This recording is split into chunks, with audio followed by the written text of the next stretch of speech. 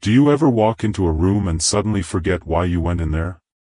Or maybe you find yourself searching for your glasses, only to discover they were on your head the whole time? If you've had moments like that lately, I want you to know something: you're not alone. And more importantly, there's nothing wrong with you. These little memory hiccups can feel frustrating or even a bit scary, especially as we get older. But here's the good news: your mind is not fading, it's simply asking for a bit more attention and care. The truth is, our brains are not machines that wear out, they're living, changing, growing parts of us. And even though age does bring natural shifts in how we store and recall information, it doesn't mean we're powerless. In fact, in just 10 minutes a day, you can give your memory a noticeable lift. No medication, no pressure, and definitely no need to feel embarrassed. Just small, simple tricks that help reconnect the wires that might feel a little tangled. Today, I want to gently take you by the hand and walk with you through 4 powerful mental shifts, little techniques that may seem almost too easy at first glance, but hold the power to clear the fog and bring back that steady confidence in your memory. These aren't gimmicks or shortcuts. They're rooted in how the brain works, and more importantly, in how we live and feel after 60. Because memory isn't just about remembering names or where we left our keys, it's about staying connected to who we are and how we want to show up in the world. And if you find these kinds of heartfelt, healthful, and practical conversations helpful, I'd be so grateful if you clicked that like button, shared this video with someone who needs a little encouragement, and hit subscribe to join this growing community. I'm on a mission to reach 1,000 subscribers, and every single one makes a difference. Thank you for being here, it truly means a lot. So, let's begin with something that may surprise you.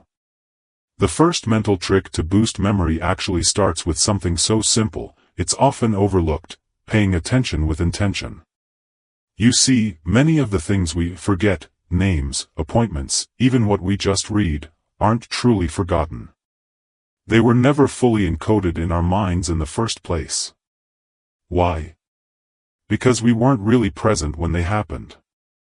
Think about it. How often do we go through the day half distracted, our body in one place, but our mind somewhere else entirely?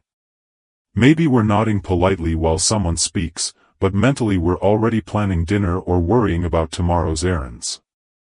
When that happens, the brain doesn't file the moment into memory, it lets it float by. But when we bring in just a touch of deliberate focus, when we really listen, really see, really feel, we give our brain the signal: this matters. Remember this. The trick is to train ourselves to pause. Just for a few seconds. Look at the person.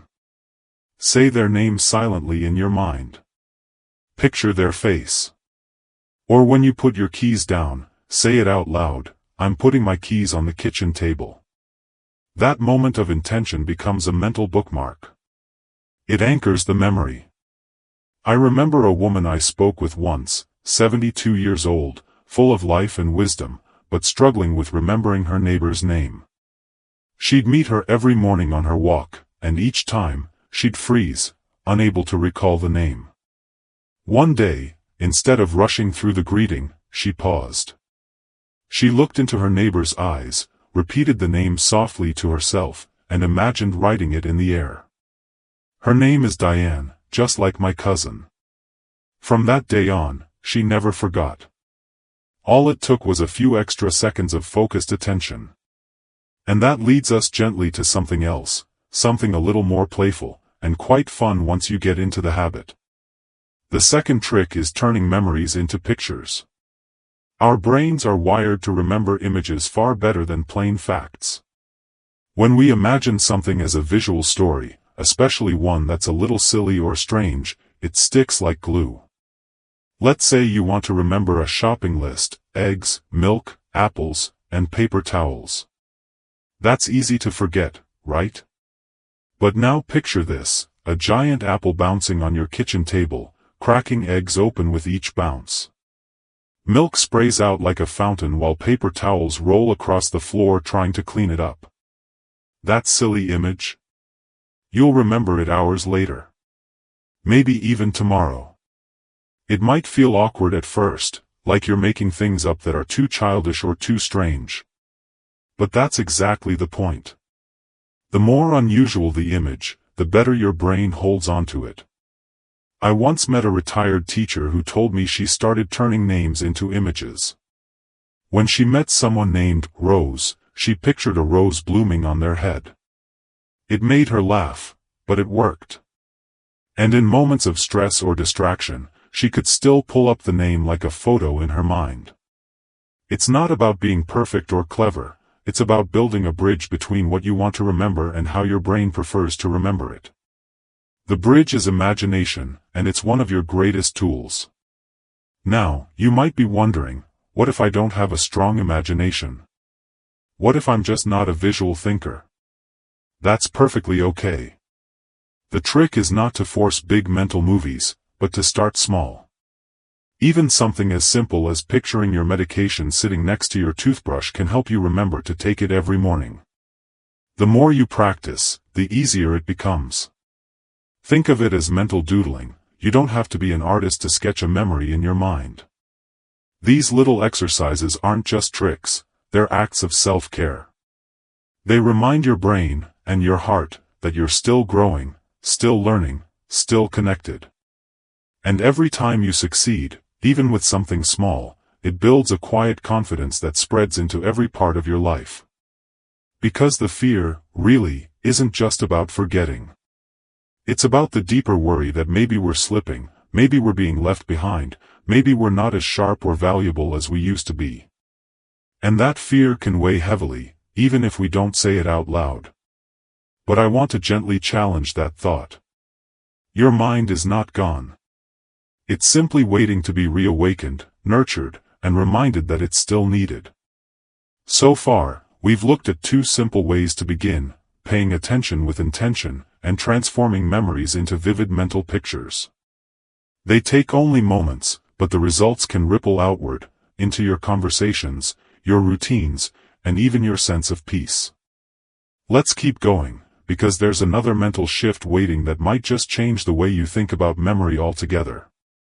The third mental shift is one that many people overlook because it sounds so ordinary. But what if I told you that talking to yourself, yes, actually speaking aloud, could sharpen your memory more than you might imagine? I know, it sounds a bit odd at first.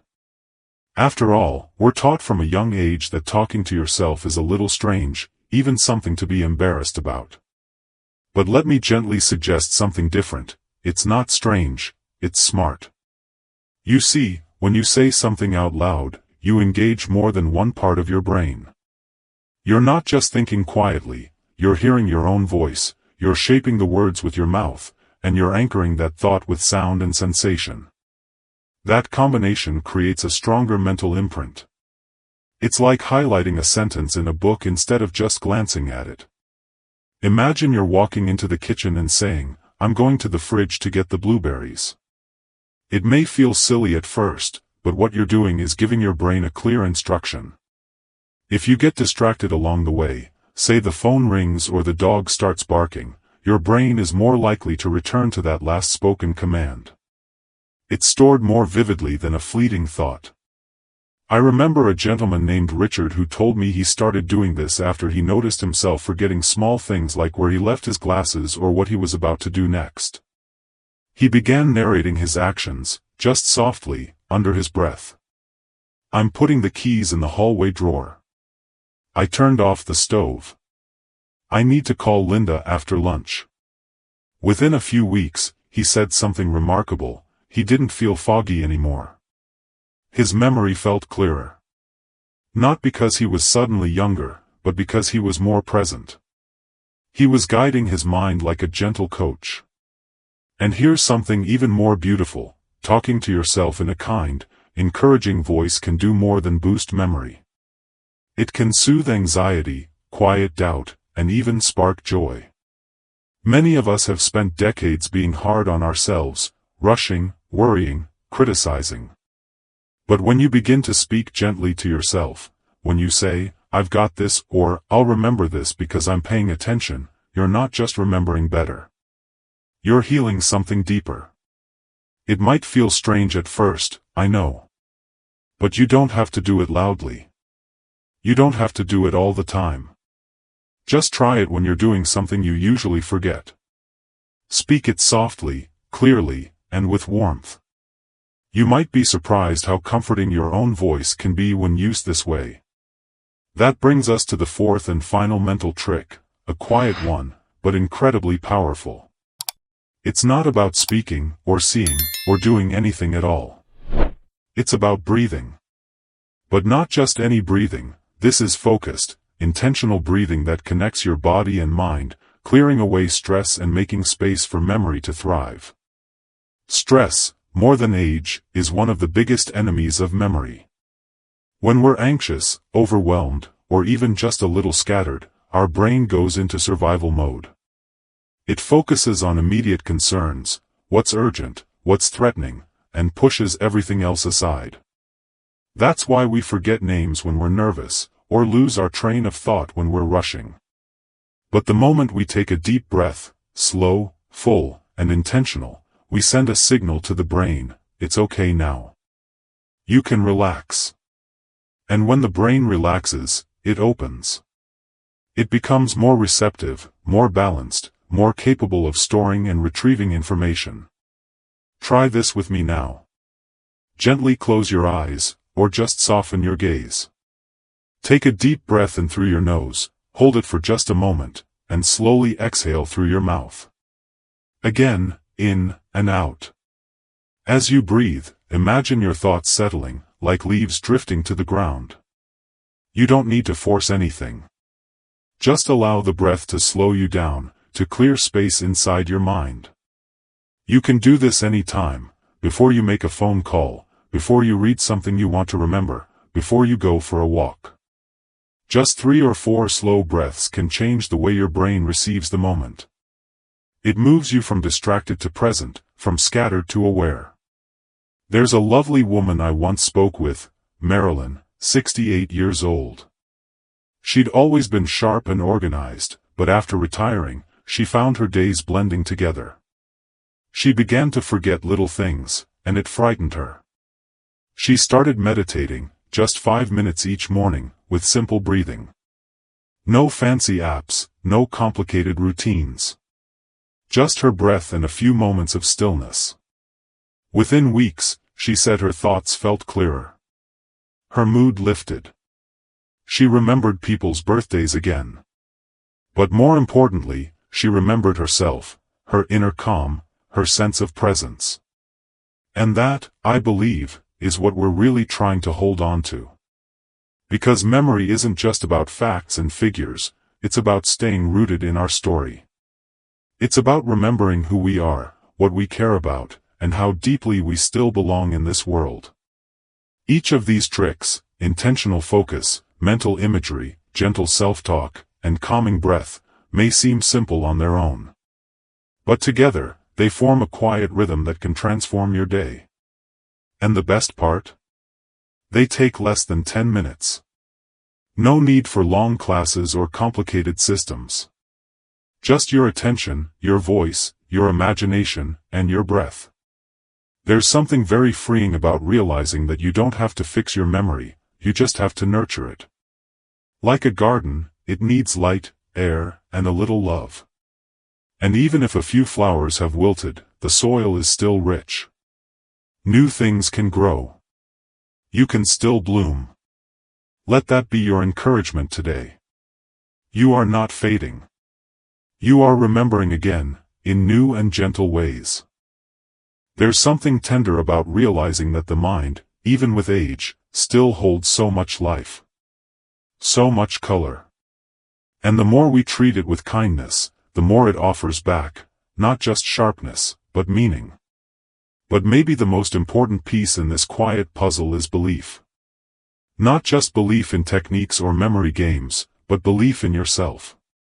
Because here's the truth we don't hear often enough, memory is not just a function of the brain, it's a reflection of trust. When you begin to trust your mind again, gently, patiently, it responds. It listens. It softens.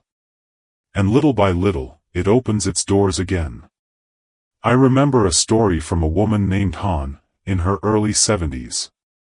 She had always been a strong, capable person, but after losing her husband, things began to slip. At first it was little things, forgetting why she walked into a room, missing small appointments. But then, her confidence began to waver. She found herself pulling away from people, afraid she might say something wrong, or worse, forget something important in front of others. I felt like my mind was betraying me, she said, her voice trembling just a bit. But something changed when she began a small morning ritual. Each day, before breakfast, she'd write down 3 things, one memory she cherished, one thing she wanted to remember today, and one thing she was proud of. It took her 5 minutes. Some days she wrote about a song her mother used to hum while cooking. Other days, it was a grocery item she needed. And sometimes, she simply wrote, "I'm proud I got out of bed." After a few weeks, she noticed something gentle unfolding. Her thoughts felt more connected. She remembered where she left things. But even more than that, she felt like herself again. Seen, steady, and still growing. That's the last piece of this memory puzzle, the quiet ritual of self-acknowledgement. When you start the day reminding yourself that your mind still holds value, you no longer chase memory out of fear. You invite it in, like an old friend. You could try this too. Just a small notebook, left by your coffee cup or teacup. Before the day sweeps you away, take a moment to write, what do I remember that brings me joy? What's one thing I want to hold on to today? What can I appreciate about myself, even if it's tiny? These questions don't require perfect answers. They simply draw you back to the present, the richest soil for memory to take root. And if writing isn't your thing, speak it out loud. Or think it in stillness while you stretch, while you stir the soup, while you watch the light move across your window. There are many ways to return to your center. The method matters less than the heart behind it. Sometimes we get caught in the myth that memory must mean perfection. That we should remember every name, every date, every little task, and if we don't, we fear something is slipping away for good. But maybe that's not true. Maybe memory isn't a test to pass, but a practice to nourish. Maybe the most important things we'll ever remember aren't numbers or appointments, but how we felt, who we loved, and how we showed up for ourselves, especially in quiet moments. If you've ever felt embarrassed, or discouraged, or even frightened by the little lapses, please know this, you're not broken. You're human. You're evolving. And there is so much you can do. Not by overworking your brain, but by softening into it. By listening more closely to what it needs.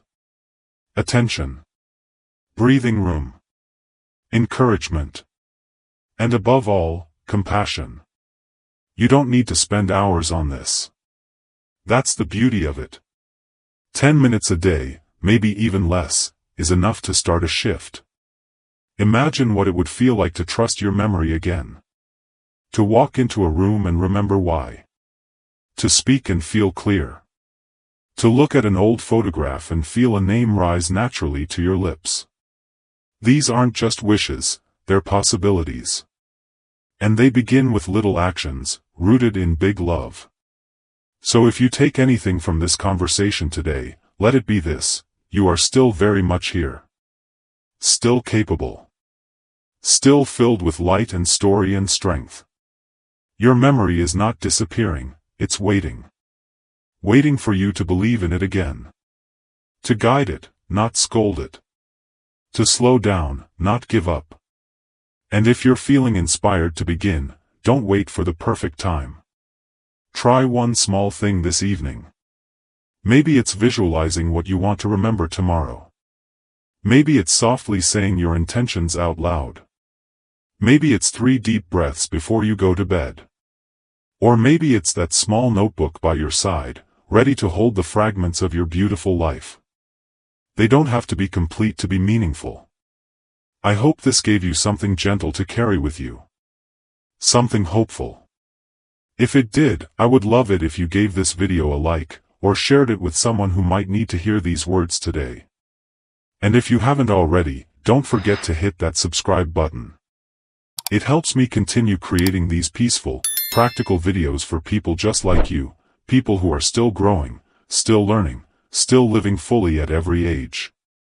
And I'd love to hear your voice too. Share in the comments, what's one thing you remember clearly that always makes you smile? Or one little trick you've used to help your mind feel stronger? Your story might be exactly what someone else needs to read today. Until next time, be kind to your mind. Take a breath. And trust this, you are not alone in this journey. You're doing better than you think. And the best chapters are still very much ahead of you. Here's to remembering what matters most, with peace, with joy, and with love.